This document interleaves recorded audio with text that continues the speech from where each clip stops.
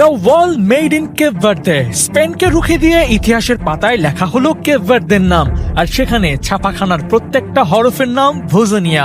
40 বছর বয়সটাকে সাইডে রেখে স্প্যানিশ আক্রমণ রুখে দিয়ে হয়েছেন হিরো অফ নাইট।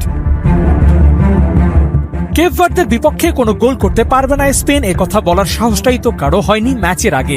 তবে প্রথমার্ধে যখন স্কোরশিটে নাম তুলতে ব্যর্থ স্পেন, তখন দে লা ফুয়েন্তেকে বসতে হলো নড়ে চড়ে।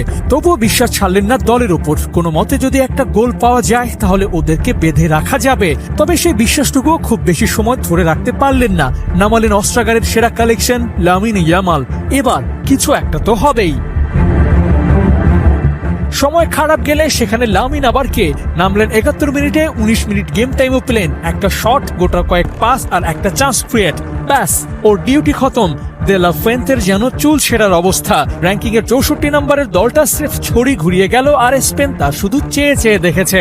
দলের বড় তারকাটার আলো তখনও যেন নিভু নিভু। একটা স্টার্ট বলা যাক, কেপ ভার্দের অন টার্গেট শট 1টি আর স্পেনের 7টি।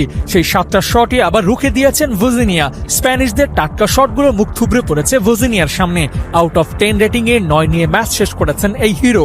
বারুদের মতো আসা শটগুলো যেভাবে থামিয়ে দিলেন, তাতে এই ম্যাচে তাকে হিরো না বলে উপায় কই। আবার একই সাথে তো ম্যাচ সেরার পুরস্কারটাও বাগিয়ে নিয়েছেন।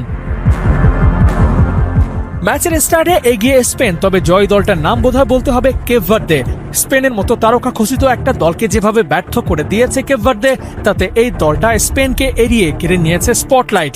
ম্যাচ জয় পরাজয়ের হিসেবের বাইরে গিয়েও যে এই কেপ ভার্দে আলাদা, ফাস্ট অ্যান্ড ফিউরিয়াসও বলতে পারেন।